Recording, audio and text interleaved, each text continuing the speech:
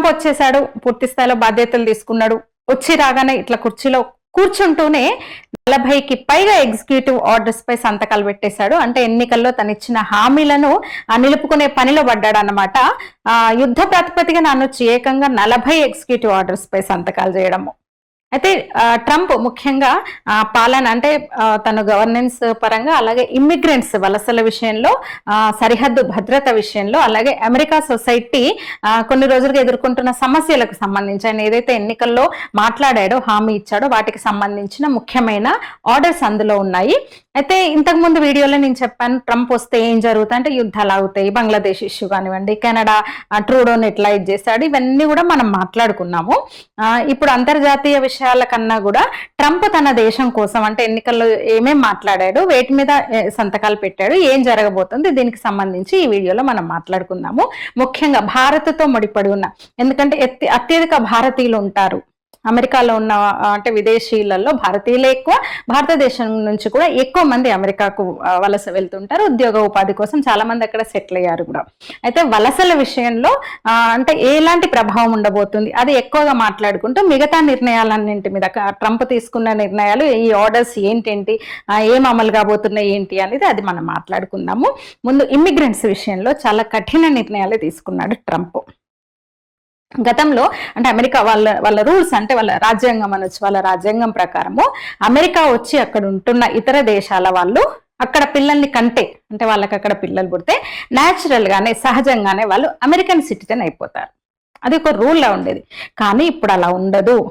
American పౌరులకు పుట్టిన వాళ్ళకు మాత్రమే ఆటోమేటిక్ గా అమెరికన్ సిటిజన్షిప్ వస్తుంది, న్యాచురల్ సిటిజన్ అవుతారు అక్కడ.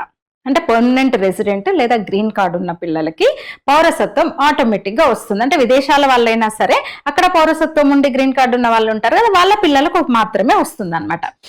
ఇంకా అంతేకాదు, ఇప్పటి నుంచి గ్రీన్ కార్డు పొందడం కూడా చాలా కష్టము, ఎందుకంటే ఇప్పటికే చాలా అప్లికేషన్స్ అక్కడ పెండింగ్ లో ఉన్నాయి. ఇక ముందు H1B వీసా దొరకడం కూడా కష్టం. ఇక H1B వీసా మీద అమెరికాలో ఉన్న వాళ్ళ కాల పరిమితి 6 ఏళ్ళు పూర్తయితే బలవంతంగా వాళ్ళ దేశాలకు పంపించేస్తారనమాట. ఇక నుంచి 6 ఏళ్ళు దాటితే వాళ్ళ పర్మిట్ ఇంకా అయిపోయిందంటే సొంత దేశానికి రావాల్సిందే. అయితే ఒక భారతీయులకు మాత్రమే కాదు, అన్ని దేశాల వాళ్ళకి ఇంకా ఇదే నాన్ అమెరికన్స్ అందరికీ ఈ రూల్ వర్తిస్తుంది అనమాట. అంటే ఇంతవరకు కూడా H1B వీసా మీద అమెరికా వెళ్ళి పనిచేస్తూ పెళ్లి చేసుకొని భార్యను కూడా అక్కడికి తీసుకెళ్లి అక్కడే పిల్లల్ని కనడం, ఆ తర్వాత పిల్లలకి అమెరికా పౌరసత్వం వచ్చేయడం, ఆ లోపున అంటే 10 ఏళ్ళకి ఇంకా గ్రీన్ కార్డ్ రావడం జరుగుతూ వస్తుంది. ఇక నుంచి అలా కుదరదు. అయితే ట్రంప్ ఈ నిర్ణయం తీసుకోవడం వెనుక కారణాలున్నాయి. ఇల్లీగల్ ఇమ్మిగ్రెంట్స్ అంటే అక్రమ వలసదారులు ఎక్కువైపోయారు అమెరికాకి మధ్య. ముఖ్యంగా మెక్సికో, అమెరికా, ఆఫ్రికా లాంటి దేశాల నుంచి, ఆఫ్రికా దేశాల నుంచి అక్రమంగా, కొన్ని ఇస్లామిక్ కంట్రీస్ నుంచి కూడా అంటే ఇంతకుముందు ఒక వరదలాగా వచ్చారు అక్రమంగా. అది కూడా అక్రమంగా రావడము, బార్డర్ దాటేసి మెక్సికో నుంచి రావడము, పిల్లల్ని కనడము, వాళ్ళని కన్నాక ఎట్లా వెళ్తామనడము. పోనీ అక్కడే ఉండి అక్కడ సంస్కృతికి ఏమన్నా అలవాటు పడ్డారు వీళ్ళు, ఆ కంట్రీని ఓన్ చేసుకున్నారు, అక్కడ ఇమిడిపోయారు అంటే అది లేదు. దీంతో అక్కడున్న లోకలైట్స్, స్థానికులు పూర్తిగా ఇన్సెక్యూర్ ఫీల్ అవుతున్నారు. ఎవరైనా మరి అంతే కదా, లోకల్ తన ప్రజల కోసం కదా ఆలోచిస్తాడు. ఎవడైనా సరే వాడి దేశం కోసం కదా పని చేయాలి. ట్రంప్ అదే చేశాడు, ఈ విషయంలో చేస్తున్నాడు. అందుకని వచ్చి రాగానే ఆ ఆర్డర్ పైన సంతకం పెట్టేశాడు. అయితే వలసలను ఆపేస్తానని అనట్లేదు, రండి, ఎంతమంది అయినా రండి, మా దేశానికి అవసరము, మాకు టాలెంట్ కావాలి, మీ ప్రతిభ మాకు కావాలి, మాకు పనులు జరగాలి, మా దేశం నడవాలి, మాది పెద్ద దేశం, ఎంతమంది అయినా రండి, కానీ లీగల్ గా రండి. ఇల్లీగల్ ఇమిగ్రెంట్స్ ని మేము అసలు ఒప్పుకోము, అక్రమ వలసలను ఎట్టి పరిస్థితుల్లో మేము ఆక్షేపించమని ట్రంప్ కఠినంగా చెప్తున్న మాట అనమాట ఇది. ఇమిగ్రెంట్స్ విషయంలో ఇది సదరన్ బార్డర్స్ అంటే మెక్సికో నుంచి చాలా ఇబ్బందులు ఎదుర్కొంటుంది అమెరికా, అంటే సరిహద్దు కంట్రీ, దక్షిణ సరిహద్దుకు వస్తుంది అది. దీంతో అక్కడ అంటే సదరన్ బార్డర్స్ లో అత్యవసర పరిస్థితి విధించాడు ట్రంప్ వచ్చి రాగానే. అక్కడ కొన్ని నియమాల్ని కఠినతరం చేశాడు. అసలైతే గతంలోనే అక్కడ మెక్సికో అమెరికా మధ్యలో వాళ్ళు తలపెట్టారు, అసలైతే మొదలు పెట్టారు. కానీ డెమోక్రాట్లు వచ్చిన తర్వాత, మళ్ళీ బైడెన్ వచ్చిన తర్వాత ఆ గేట్లు తీసేసి ఇల్లీగల్ ఇమిగ్రెంట్స్ ని ప్రోత్సహించడం మొదలు పెట్టారు. ఎందుకంటే వాళ్ళకు ఓట్లేసేది వాళ్ళే. వాళ్ళని ఇబ్బడి ముబ్బడిగా విచ్చలవిడిగా వాళ్ళందరినీ లోపలికి ఆహ్వానించడం, ఇప్పుడు మన వెస్ట్ బెంగాల్లో జరుగుతున్నట్టు అనుకోవచ్చు.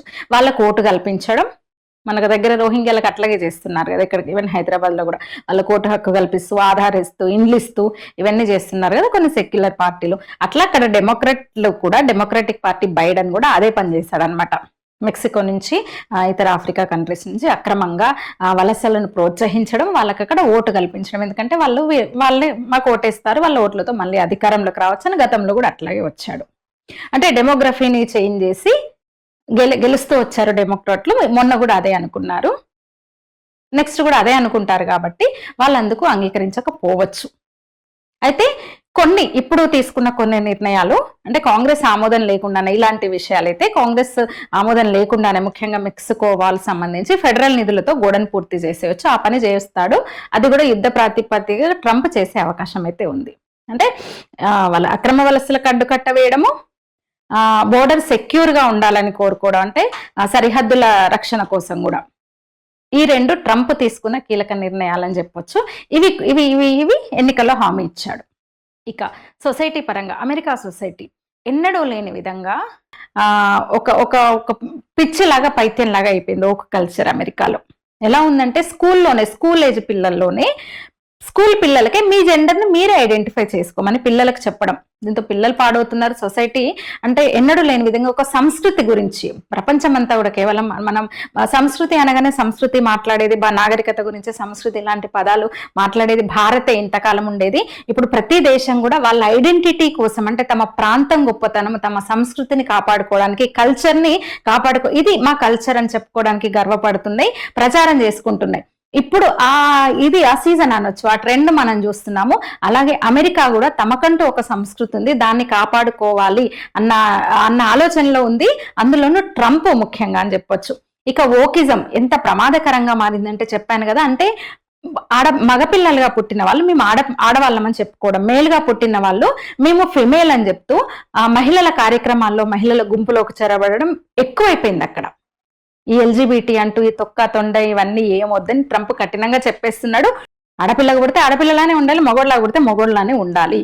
ఈ ఎల్జీబీటీలు, ఈ ట్రాన్స్లు ఇవి నేను ఒప్పుకోనని ఖచ్చితంగా చెప్పేశాడు. అంటే అక్కడ కొన్ని స్టేట్స్ లో ఇప్పటికే బైడెన్ వచ్చిన తర్వాత విచ్చలవిడిగా లింగ మార్పిడి శస్త్రచికిత్సలకు అనుమతి ఇవ్వడం, మేరీల్యాండ్, కాలిఫోర్నియా లాంటి రాష్ట్రాలు అయితే పూర్తిగా చట్టాన్ని కూడా చేసేసాయి. స్కూల్లో వాళ్ళ తల్లిదండ్రుల అనుమతి లేకుండానే మగపిల్లలు ఆడపిల్లలు మగపిల్లలుగా మారిపోవచ్చు. వాళ్ళ జెండర్ ని వాళ్ళే ఐడెంటిఫై చేసుకోవచ్చు అనమాట.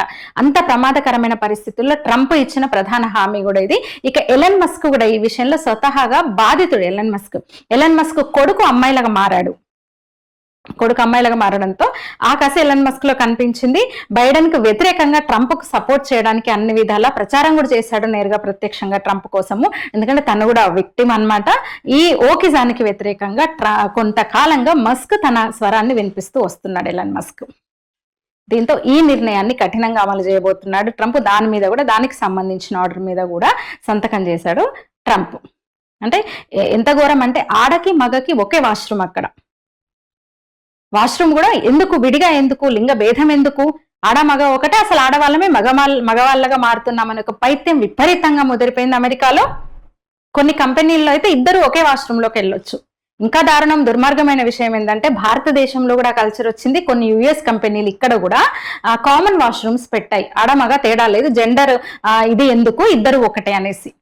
ఇంకోటి క్రీడల్లో అక్కడ ఉన్న కొన్ని స్పోర్ట్స్ కు సంబంధించి కూడా అమ్మాయిలమని చెప్పి అబ్బాయిల కోట, అంటే దాంట్లో అబ్బాయిలుగా స్పోర్ట్స్ లో పార్టిసిపేట్ చేయడం, దాన్ని కూడా నిషేధిస్తున్నాడు.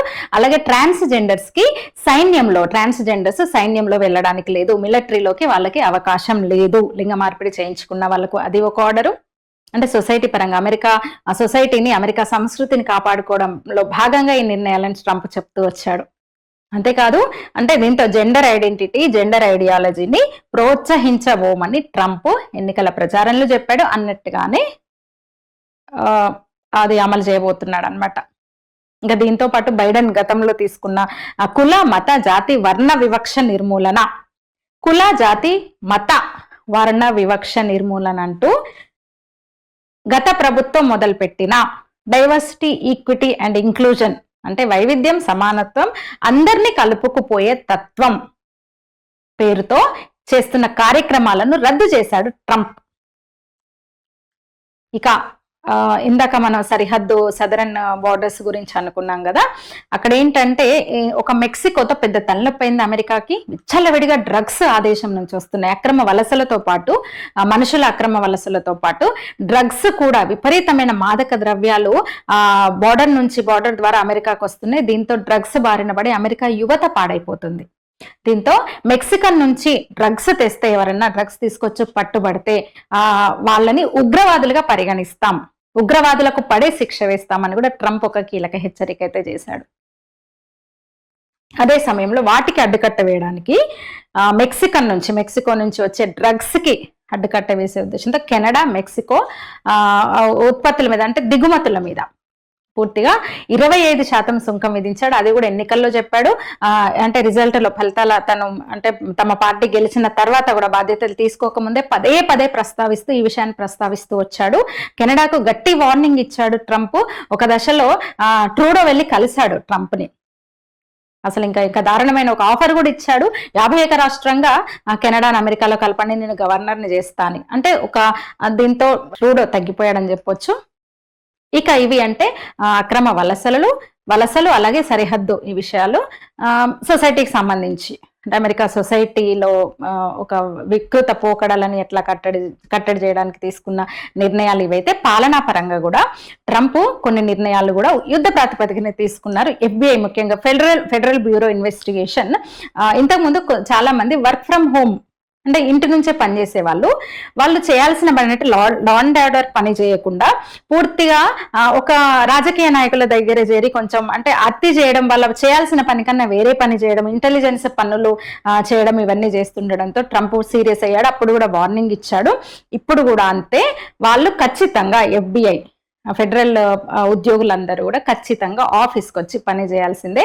వాటి మీద ఆ వింగ్ను పూర్తిగా మన భారతీయ మూలాలున్న మన NRI కాశీ పటేల్ గొప్ప చెప్పారు. అంటే ప్రభుత్వ మనీ వేస్ట్ అవుతోంది, ఇప్పుడు ఫెడరల్ ఉద్యోగులందరూ కూడా ఆఫీస్కి వచ్చి ఖచ్చితంగా పని చేయాల్సిందనే ఒక నిబంధనను తీసుకొచ్చాడు. కాశీ పటేల్ దాన్ని పర్యవేక్షిస్తారనమాట. కొన్ని గవర్నమెంట్ డిపార్ట్మెంట్స్ లో పని చేయకంటే ఊరికే ఖాళీగా కూర్చుని దోచుకోవడమే సరిపోతుంది, పని చేయడం తక్కువ. దీంతో దాన్ని సంస్కరించే పనిలో పడ్డాడు. గవర్నమెంట్ ఎఫిషియన్సీ డిపార్ట్మెంట్ పేరుతో ఒకటి క్రియేట్ చేసేసి దాన్ని ఎలన్ మస్క్ కప్పజెప్పేశారు. ఇక ఇప్పటికే అంటే బైడెన్ సమయంలో ఉన్న 4 ఉద్యోగులపై వేటేశారు, ఉన్నతాధికారులపై. మరో 1000 మందిని కూడా తొలగిస్తానని బాధ్యత తీసుకున్నాడో లేదో X లో హెచ్చరించారు కూడా ట్రంప్. అంటే ఇమిగ్రెంట్, సెక్యూరిటీ, సొసైటీ, గవర్నెన్స్ వీటన్నిటికి సంబంధించిన ఆర్డర్స్ ఇవన్నీ అనమాట. ట్రంప్ ఒకేసారి సంతకాలు చేసిన ఆర్డర్స్ ఇవన్నీ అనమాట. అయితే వాటితో పాటు కొంచెం ఈ ట్రంప్ తీసుకున్న కొన్ని నిర్ణయాల వల్ల ముఖ్యంగా స్టూడెంట్స్ కొందరు ఇబ్బంది పడే అవకాశం అయితే ఉంటది. ఎందుకంటే స్టూడెంట్ వీసా కోసం భారత్లో, ఇండియాలో ఉన్న కొన్ని బ్యాంకుల్లో అప్పు చేసి అమెరికాలో చదువుకుంటూ అక్కడ పార్ట్ టైం ఉద్యోగాలు చేసుకుంటూ నెట్టుకొస్తున్నారు కొందరు. వాళ్ళకి ఒక రకంగా ట్రంప్ తీసుకున్న కొన్ని నిర్ణయాలతో ఇబ్బంది, ఆశాభంగం అని చెప్పొచ్చు.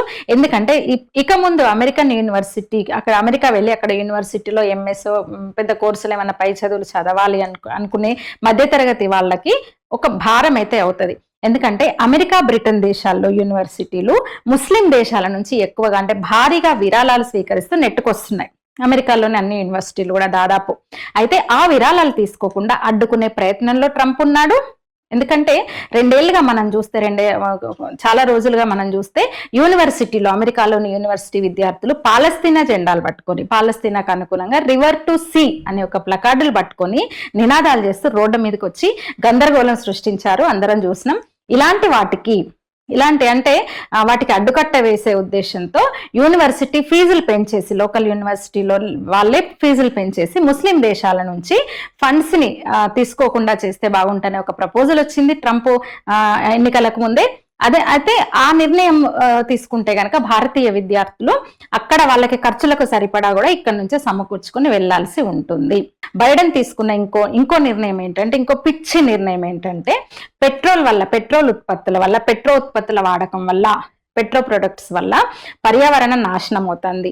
అందువల్ల ఆల్టర్నేట్ గా విండ్ ఎనర్జీ వంటి వాటిని పెంచుకుందాము, అందుకని పెట్రోల్ బావులను ఆపుదాం, అంటే పెట్రో ప్రొడక్ట్స్ ఆపుదామని బైడెన్ నిర్ణయం తీసుకున్నాడు. కానీ ట్రంప్ ఇప్పుడు పెట్రో ప్రొడక్ట్స్ పెంచమంటున్నాడు, పెట్రో ప్రొడక్షన్ పెంచుదామంటున్నాడు. ఎందుకంటే మీకు మిడిల్ ఈస్ట్ లో లేనన్ని అమెరికా పెట్రో నిల్వలు అమెరికాలో ఉన్నాయి. పెట్రోల్ ఆపడం వల్ల, ఏదైతే బైడెన్ పెట్రో ఉత్పత్తులను, పెట్రో ప్రొడక్షన్ పూర్తిగా నిలిపివేయడం వల్ల అక్కడ గ్యాస్ ధర పెరిగింది, తద్వారా ద్రవ్యోల్బణం పెరిగింది, రోజువారీ ఖర్చులు పెరిగినాయి, చాలా ఇబ్బంది పడుతున్నారు సగటు అమెరికా పౌరులు. దీంతో ఇప్పుడు పెట్రో ప్రొడక్షన్ మళ్ళీ మొదలు పెడితే అప్పుడు గ్యాస్ రేటు తగ్గితే అన్ని చక్కబడతాయి అనేది కూడా ట్రంప్ ఆలోచన. ఈ ఆలోచనలో కూడా ఉన్నాడు ట్రంప్. దీన్ని కూడా త్వరలోనే దీన్ని కూడా అమల్లో పెట్టే అవకాశం ఉంది. ఇంకా కొన్ని నిర్ణయాలు కూడా చూసినాం. ప్యారిస్ ఒప్పందం నుంచి వెనక్కి తగ్గుతూ, WHO నుంచి నిష్క్రమిస్తూ, ఇవి కూడా మొదటి సంతకం అదే. ఈ సంతకాల్లో అవి కూడా ఉన్నాయి.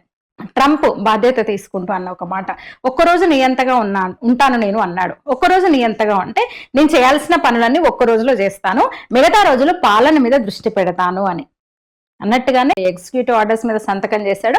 చకచక అవి దాంట్లో అమలయ్యేటివే, అంటే ఈ క్షణం నుంచి అమల్లోకి వచ్చేటివే చాలా నిర్ణయాలు ఉన్నాయి. అయితే కొన్ని నిర్ణయాలు అంత ఈజీ కావు అంటున్నారు.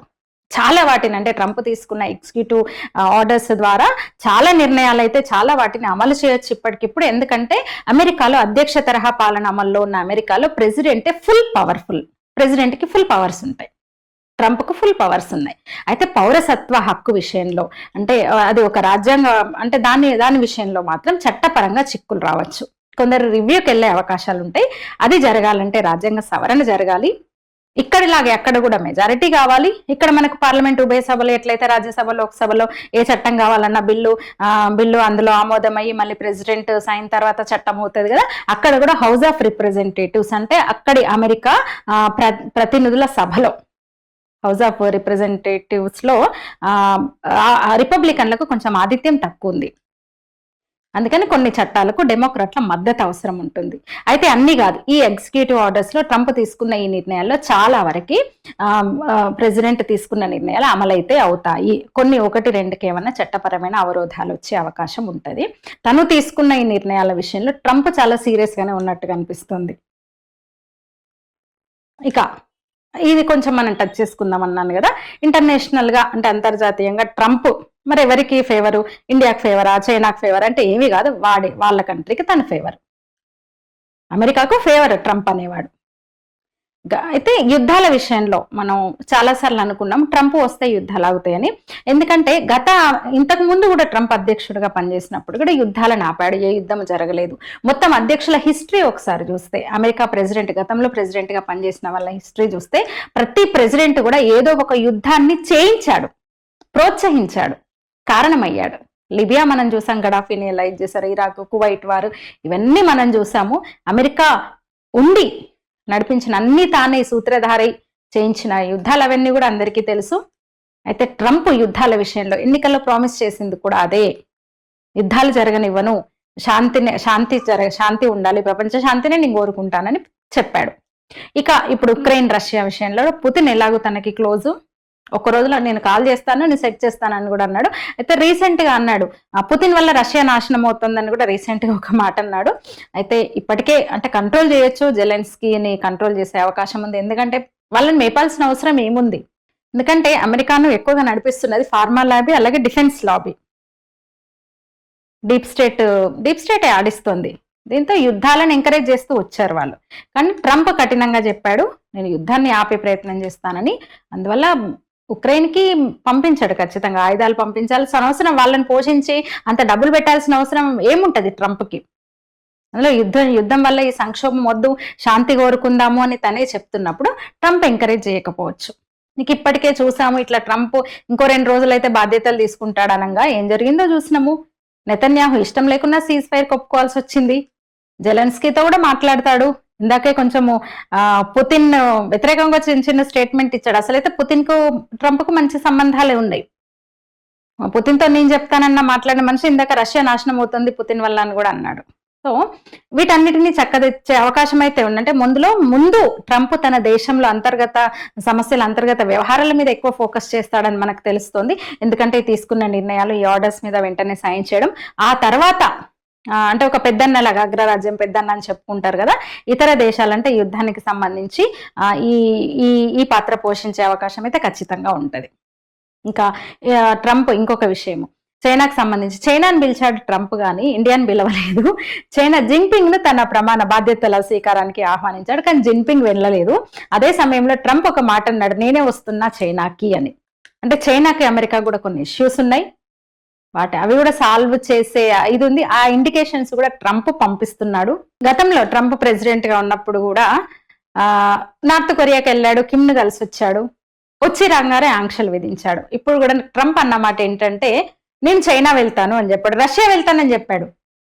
సరే, రష్యా అంటే ఉక్రెయిన్ ఈ వారం నడుస్తుంది, దీంతో నేను పుతిన్తో ఉన్న ఒక సన్నిహిత సంబంధం దృష్ట్యా వెళ్తాను అనొచ్చు. అయితే ఇప్పుడు చైనా కూడా వెళ్తా అన్నాడు. ఇక ఇజ్రాయెల్ నెతన్యాహు ఆల్రెడీ తనకిష్టం లేకపోయినా అంటే అంటే కనిపిస్తున్నాయి ఆ పరిణామాలు, ఆ ప్రభావాలు. ట్రంప్ ఇలా గెలిచాడో లేదో ఆ ప్రభావాలన్నీ మనకు కనిపిస్తున్నాయి. హమాస్ ఇజ్రాయెల్ ఒప్పందం కుదిరింది, ఇష్టం లేదు అసలు నెతన్యాహుకు ఇజ్రాయెల్కు, అయినా సీజ్ ఫైర్ కి ఒప్పుకున్నాడు. కొద్ది రోజులుగా ఒత్తిడి తెస్తూనే ఉన్నాడు. అన్నాడు ట్రంప్, అంగీకారం కుదరకపోతే అగ్నివర్షమే అన్నాడు. ట్రంప్ అన్న ఇంకో మాట, అంగీకారం కుదరకపోతే అగ్నివర్షమే. ఎవరెవరి మీద అగ్నివర్షం కురిపిస్తారు? ఇజ్రాయెలే కదా. హమాస్ పని అయిపోయింది, అసలు అంతరించే దశలో. ఇంకా హమాస్ పని అయిపోయింది. రెండో తరం లీడర్లు కూడా ఇంకా అంతరించే దశలో ఉన్నారు, వాళ్ళ పని పట్టడానికి కూడా ఇజ్రాయెల్ సిద్ధంగా ఉంది. ఆ సెకండ్ ఇప్పుడు ఈ జనరేషన్, నెక్స్ట్ జనరేషన్ కూడా పూర్తిగా హమాస్ లీడర్లను క్లీన్ చేయడము, పూర్తిగా ఏమంటారు ఖతం చేయడం ఖాయం. ఇజ్రాయెల్ ఆ పని చేస్తుంది. ఇజ్రాయెల్ అయినా అంత పెద్ద మాట ఎందుకన్నాడు అంటే, అగ్నివర్షమే అని ఎందుకన్నాడు అంటే, నెక్స్ట్ ఇంకా ఉన్నాయి కదా, నెక్స్ట్ ఇరాన్ ఉంది కదా, ఇరాన్ గమ్మునుండదు, హిజ్బుల్లాను ముందుకు దోస్తుంది. వీళ్ళు కోరుకుంటున్నది కూడా అదే, హిజ్బుల్లా, హమాస్, ఇరాన్, ఈ మూడింటి సంగతి తర్వాత చూడొచ్చు. సరే, అంత వ్యూహం ఉంది అన్నట్టు ట్రంప్ వెనకాల, అంటే జరగబోయేది ఒక అంచనా అనమాట నెక్స్ట్ ఇది అనేది. అయితే మనం కోరుకోవాల్సింది, సరే కొంచెం ఆందోళన వ్యక్తం అవుతుంది భారతీయుల పేరెంట్స్ నుంచి, అక్కడ ఉన్న వాళ్ళ నుంచి, వలసలు తగ్గుతాయి, మన వాళ్ళకి అవకాశాలు తగ్గుతుండొచ్చు, ఈ యూనివర్సిటీ కూడా విరాళాలు ఆపడం ఇస్లాం కంట్రీస్ నుంచి, దీంతో కొంచెం భారం అవుతుంది, ఇవన్నీ కొంచెం ఆందోళన వ్యక్తం అవుతుంది. కానీ ఇన్నేళ్ళుగా ఇన్ని చూస్తున్నాం, అది చాలా చిన్న సమస్య. భారతీయులు ఏదైనా సాల్వ్ చేసుకోగలరు, చాలా చిన్న సమస్య అది. ఇంకోటి, వాడి దేశం కోసం పనిచేయాలి కదా, మరి మన కోసం ఎందుకు ఆలోచిస్తారు? ఎవరైనా అంతే కదా. మనం ఇప్పుడు ఎంత ఆందోళన చెందుతున్నాము, రోహింగ్యాలు వచ్చారు, మనకు అదో సైఫ్ అలీ ఖాన్ మీద హత్యాయత్నం చేసింది కూడా రోహింగ్యా అని తేలింది, బంగ్లాదేశీ అని తేలింది. మరి మనకు కూడా సహజంగా ఉంటది కదా, మనకు ఎంత తలనొప్పులు ఆలోచిస్తున్నాం కదా. ఆ దేశంలో పొరుగు కంట్రీస్ లేదన్నా అయితే కూడా మనం చికాకు పడాల్సి వస్తుంది, ఎక్కడ మన మీద పడుతుందో ఆ ప్రభావం అని చెప్పేసి. సో అమెరికా తను కూడా అట్లాగే ఆలోచిస్తాడు. మరి అక్రమ వలసలో చెప్తున్నాడు, ఇల్లీగల్ ఇమిగ్రెంట్స్ ని మేము ఒప్పుకోము, ఎవరైనా రండి ఆహ్వానిస్తున్నానని చెప్తున్నాడు. ఎంతమందినైనా భరించే శక్తి అమెరికాకు ఉంది. సో ఇప్పుడు మనం కోరుకోవాల్సింది, ట్రంప్ వచ్చాడు గట కనుక మనకు కొంచెం, అంటే ట్రంప్ బైడెన్ తో పోలిస్తే ఈ పార్టీ ఇప్పుడున్న ట్రంప్ కొంచెం మోదీకి దగ్గర, మనకు దగ్గర, అంటే భారత్ కి దగ్గర మనం ఎక్స్పెక్ట్ చేస్తాం. అయితే ఇప్పుడు మనం కోరుకోవాల్సింది ఏంటంటే, పాకిస్తాన్ 4 ముక్కలు అవడం, బంగ్లాదేశ్ లో యూనస్ అనేవాడిని ఏదన్నా చేయడము, కనీసం ఎటన్నా పంపించడము, ఎటన్నా ఏ లండన్కు ఎటో పారిపోయేలా చేయడము, మళ్ళీ షేక్ హసీనాను పీఠం ఎక్కించడం. అప్పుడు మనకు చిరాకు లేకుండా ప్రశాంతంగా ఉంటది అనమాట. అది జరగవచ్చని నేను గతంలో కూడా చెప్పినాను, గతంలో చేసిన వీడియోలో కూడా నేను చెప్పాను. ఆల్రెడీ టికెట్ కొనుక్కొని విమానాన్ని రెడీ చేసుకున్నాడు యూనస్ అని చెప్తున్నారు. ఇప్పటికీ అక్కడ ఈ అరాచకాలు, అంటే అక్కడ హిందూ ఆలయాల మీద దాడులు చేసిన స్టూడెంట్ లీడర్స్ ఎవరైతే ఉన్నారో, బంగ్లాదేశ్ కు చెందిన 4 స్టూడెంట్ లీడర్లను ఎవరైతే ముందుండి, అంటే బైడెన్ రంగంలోకి దించి వాళ్ళని ప్రోత్సహించాడో, ఇప్పుడు వాళ్ళు కనబడట్లేదు, వెళ్ళిపోయారంట, పారిపోయారంట. వాళ్ళ అకౌంట్స్ లో పడ్డ వాళ్ళకు వచ్చిన మనీని ఎక్కడికో ట్రాన్స్ఫర్ చేశారని తెలిసింది. వాళ్ళు ఇప్పుడు కనిపించడం లేదు. బంగ్లాదేశ్ లో ఈ అరాచకాలకు, హిందువుల మీద హింసకు కారణమైన ఈ స్టూడెంట్ యూనియన్స్, ముఖ్యమైన యూనియన్లు ఉన్నాయి కదా, వాళ్ళ లీడర్లు ఎవరు ఇప్పుడు కనిపించడం లేదు. ఎటు వెళ్ళిపోయారు, ఆల్రెడీ చెక్కేశారు. ఇప్పుడు వాళ్ళు ఆడిన విద్యార్థులకు రోడ్డు మీదకి వచ్చి షేక్ హసీనా అది బ్రా కూడా పట్టుకొని ప్రదర్శించారు కదా, ఆమె లోదుస్తులు కూడా చీరలు ప్రదర్శించిన ఆ ముఠాకి వాళ్ళకి ఇప్పుడు ఏం చేయాలో తోచట్లేదు, ఎక్కడ మూలకు గమ్మున కూర్చున్నారనమాట. చెప్పాను కదా, ప్రధాని కూడా విమానం రెడీగా ఉంది, టికెట్ కొనుక్కున్నాడంట. త్వరలో శుభవార్త కూడా మనం వినొచ్చు, ఏదో గ్లోబల్ సమ్మిట్ ఏదో ఉండి దానికి వెళ్ళిపోతాడంట. ఇటు వస్తాడో రాడో కూడా తెలీదు. అది జరగాలని మనం కోరుకుందాం. అక్కడ మళ్ళీ ప్రజాస్వామ్యం రావాలి, పాకిస్తాన్ కనీసం 3-4 ముక్కలు అవ్వాలి, అప్పుడు మనకి బాగుంటది. అది కొంచెం ట్రంప్ తలుచుకుంటే చేయగలడు, భారత్కి సపోర్ట్ చేసి ట్రంప్ తలుచుకుంటే చేయగలడు అనేది ఒక అంచనా అనమాట.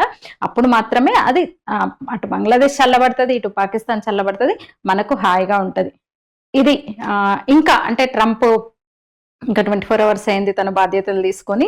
ఇంకా ఎలాంటి నిర్ణయాలు ఉండబోతున్నాయి దీనికి సంబంధించి ట్రంప్ తీసుకున్న ఈ వీటి మీద మరిన్ని అప్డేట్స్ ఎప్పటికప్పుడు నేను వీడియోలో నేను ఇంటర్నేషనల్ ఇష్యూస్ కూడా మీకు అందజేసే ప్రయత్నం చేస్తాను.